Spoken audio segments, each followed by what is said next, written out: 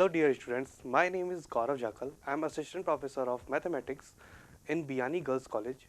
On the behalf of Guru KPO channel, I am delivering this lecture on shortest path in graph theory. So सबसे पहले हम पढ़ेंगे कि graph क्या होता है। तो ग्राफ क्या होता है, एक मैथमेटिकल स्ट्रक्चर है जिसके अंदर अपने पास वर्टिसेस और एजेस के सेट्स आएंगे। ठीक है, अब वर्टिसेस और एजेस क्या होते हैं? वर्टिसेस एक तरह से पॉइंट, या हिंदी में बोले तो अपन कोने, तो अपने वर्टिसेस हो जाएंगे। और एजेस एक तरह से जो लाइंस होती हैं उनको अपन एजेस बोलते हैं। तो जैसे अगर अपन एग्जांपल के तौर पे देखें तो ये एक ग्राफ है जिसके अंदर v1, v2, v3 करके तीन वर्टिसेस हैं और e1, e2, e3 करके तीन एजेस हैं। तो इसके अंदर वर्टिसेस के सेट v1, v2, v3 हो जाएंगे और एजेस के सेट e1, e2 और e3 हो जाएंगे। ऐसे अपन और भी बहुत सारे एग्जांपल ले सकते हैं। जैसे एक और एग्जांपल है आपका जिसके अंदर आपके v1, v2, v3, v4 करके चार आपके वर्टिसेस हैं और e1, e2, e3 और e4 करके चार आपके एजेस हैं। ठीक है, तो ये होता है आपका ग्राफ। अच्छा, इसके अंदर अपन एक वेटेड ग्राफ पढ़ते हैं। वेटेड ग्राफ क्या होता है? एक तरह से जो एजेस होती है उनके ऊपर आप ये लिख देते हो कि उसके ऊपर उसका कितना वेट है। वेट से वेट भी बोल सकते हैं या लेंथ भी बोल सकते हैं। अगर मैं इधर लिख देता v1 से v3 जाने का डिस्टेंस कितना चलना पड़ेगा आपको, या e1 की जगह मैं कोई डिस्टेंस लिख देता, तो उसको आप बोल सकते थे वेटेड ग्राफ। जैसे अ ग्राफ जी, तो नेक्स्ट अपना weighted graph, a graph G is said to be a weighted graph if real number is associated with every edge. जैसे अभी अपन ने जो एक ऊपर बनाया था graph triangle v1, v2, v3, इसको अपन वेटेड ग्राफ कब कह देंगे? जब इसमें जो एजेस हैं जहाँ पे e1, e2 और e3 लिखा था अपन ने, उनकी जगह पे कोई नंबर लिख दे अपन, रियल नंबर, जैसे 1, 14, 5, कुछ भी लिख सकते हैं। ठीक है, तो ये आपका क्या हो गया? Weighted graph. ठीक है, अब इसके अंदर एक बहुत ही इंपॉर्टेंट प्रॉब्लम आती है जिसको अपन बोलते हैं शॉर्टेस्ट पाथ प्रॉब्लम। तो शॉर्टेस्ट पाथ प्रॉब्लम क्या होती है? ये तो बहुत छोटा सा ग्राफ है, इसकी जगह कोई एक बड़ा ग्राफ आ जाए जिसके अंदर आपको ये बोले कि एक वर्टेक्स से दूसरे वर्टेक्स तक जाने के लिए कौन सा पाथ है जो शॉर्टेस्ट है। जैसे अगर मैं यहाँ बोलूँ v1 से v4 तक जाने के लिए ऐसा कौन सा पाथ है जो शॉर्टेस्ट है? क्या वो e1, e2 वाला पाथ शॉर्टेस्ट है, या e4 और e3 वाला पाथ शॉर्टेस्ट है? ये कैसे पता लगेगा? जब मेरे पास वेटेड ग्राफ होगा इसका, तो उससे मैं आराम से देख के पता लगा सकता हूँ ये चीज़। ठीक है, तो इसके लिए अपने को ये शॉर्टेस्ट पाथ प्रॉब्लम पढ़नी पड़ेगी। तो अभी मैं आपको एक एग्जांपल करके बताता हूँ इसका।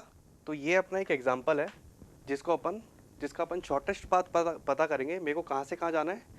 ए से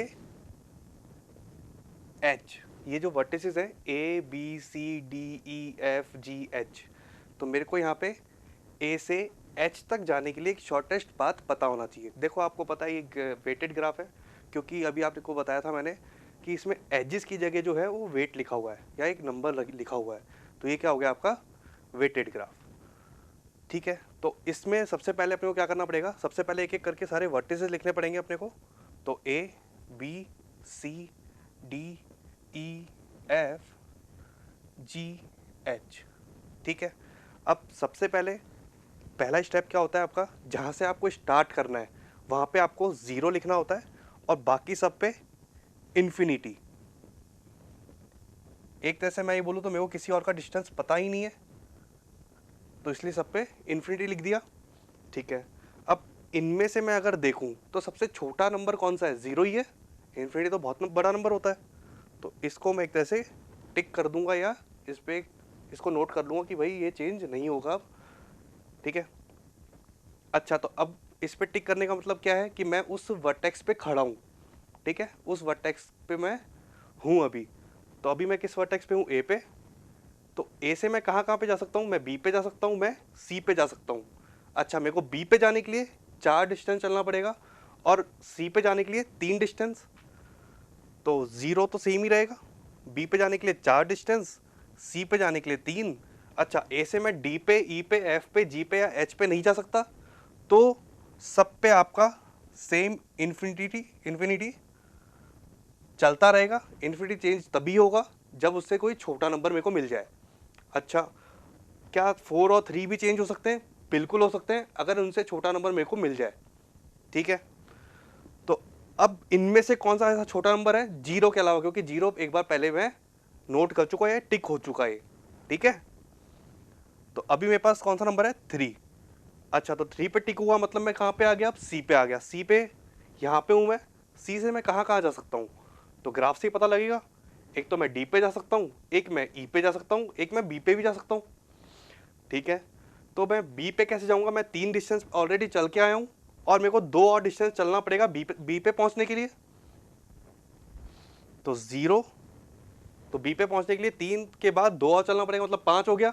अच्छा, यहाँ पे पहले से 4 है, छोटा नंबर है, तो क्या मैं 5 चेंज करूँगा? बिल्कुल नहीं करूँगा। तो यहाँ पे 4 ही चलता रहेगा, क्योंकि मेरे को शॉर्टेस्ट पाथ निकाल रहा हूँ मैं।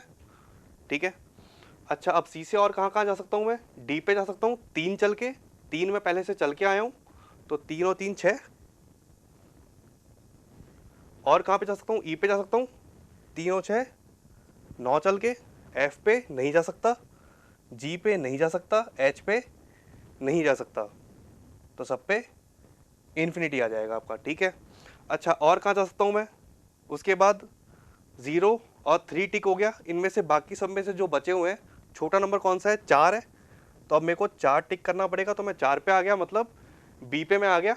बी पे आने के बाद मैं कहाँ कहाँ जा सकता हूँ? मैं डी पे जा सकता हूँ सिर्फ। ठीक है, तो डी बी तक मेरे को पहुँचने के लिए 4 डिस्टेंस चलना पड़ा, तो 4 और 5 और चलना पड़ेगा डी तक जाने के लिए। ठीक है, ठीक है, तो कितना हो जाएगा? 9। तो डी पे मैं 9 लिख दूंगा, पर अगर मैं देख रहा हूँ तो ऑलरेडी छोटा लिखा हुआ है, तो चेंज होएगा ही नहीं। ठीक है, तो 0 4 3 6 9, और कहीं नहीं जा सकता मैं बी से। Infinity infinity infinity. ठीक है, 0 मेरा टिक हो गया, 4 मेरा टिक हो गया, 3 मेरा टिक हो गया। इसके बाद मेरा छोटा नंबर कौन सा है? 6। तो 6 को मैं टिक कर लूँगा। अच्छा, मैं 6 को टिक करने के बाद कहाँ पे आ गया? डी पे आ गया। डी से मैं बहुत इजीली एफ पे जा सकता हूँ। दिख रहा है मेरे को साफ साफ कि डी से 5 चलने के बाद आप एफ तक पहुँच सकते हो। अच्छा, डी तक कितने चल के आया मैं? 6 चल के। तो एफ तक पहुँचने के लिए मेरे को 5 और चलना पड़ेगा।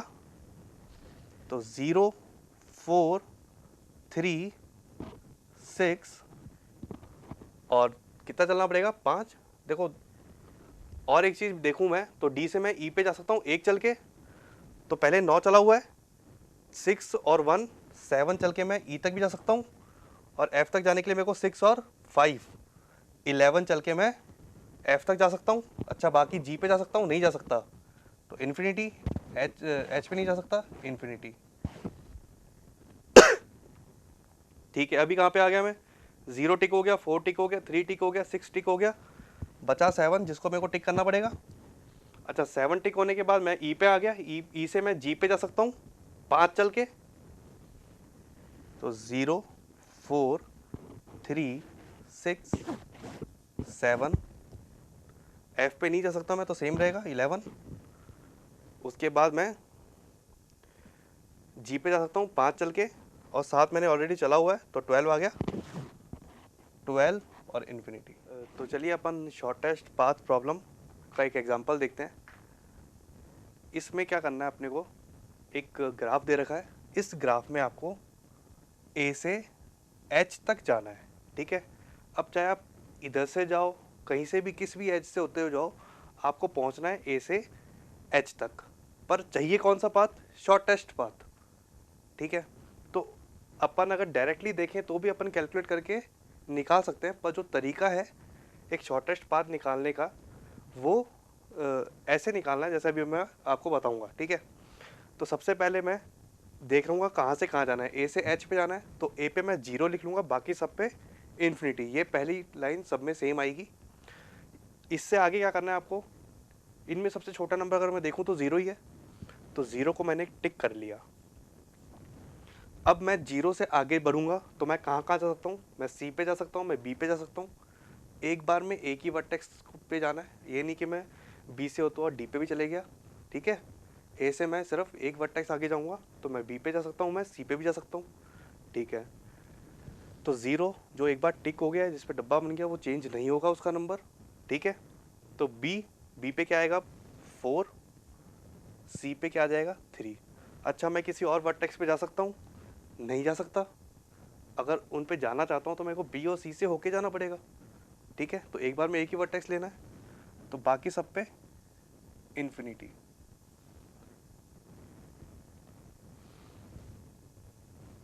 ठीक है, अब इनमें सबसे छोटा नंबर कौन सा है ज़ीरो के अलावा, क्योंकि एक बार जो टिक हो गया उसको बार बार टिक नहीं करना। तो 4 है या 3 है, तो 3 सबसे छोटा है, तो 3 को टिक कर लिया आपने। अच्छा, 3 पे कहाँ पे आ गए आप, सी पे आ गए। सी पे आने के बाद आप एक तो बी पे जा सकते हो, 3 और 2 5 चल के। ठीक है, 3 पहले आप सी पे आएंगे 3 चल के, उसके बाद जाएंगे 2 पे, सॉरी उसके बाद 2 चल के बी पे जाएंगे, तो 3 और 2 5 हो गया, तो 5 चल के आप बी पे जा सकते हैं।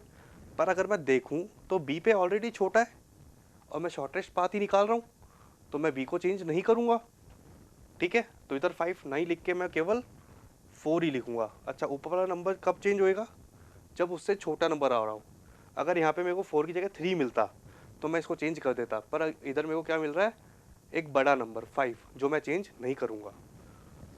ठीक है, अच्छा और कहाँ जा सकता हूँ मैं सी से, मैं डी पे जा सकता हूँ 3 चल के, तो 3 में पहले से चल चुका, 3 और 3 6, 6 चल के मैं डी पे पहुँच जाऊँगा। अच्छा, 3 में पहले चल चुका, 6 और चल के मैं ई पे पहुँच जाऊँगा, तो 9 आ जाएगा ई के ऊपर, बाकी सारे इन्फिनिटी, क्योंकि मैं यहाँ पे नहीं पहुँच सकता। ठीक है, अब इनमें सबसे छोटा नंबर कौन सा है, 4 है, क्योंकि 3 और 0 तो पहले टिक हो चुके, तो जो टिक हो चुका वो चेंज नहीं होएगा, तो उनको तो मैं ऐसे कैसे लिख देता हूँ, और 4 भी अब टिक हो चुका है। अच्छा, 4 से आप कहाँ जा सकते हैं, अब डी पे जा सकते हैं। 4 पहले आप चल चुके हैं और डी पे चलने के लिए आपको 5 और चलना पड़ेगा, तो 4 और 5 9।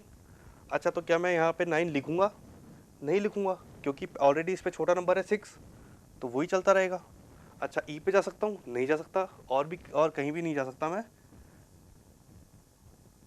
बी पे आके। ठीक है, अच्छा अब कौन सा छोटा नंबर है, 0 हो गया टिक, 4 हो गया टिक, 3 हो गया टिक, 6 बचा है, 9 6 से ही बड़ा है, तो पहले 6 आएगा। अच्छा, 6 पे आ गया मैं, मतलब कहाँ पे आ गया मैं, डी पे आ गया मैं।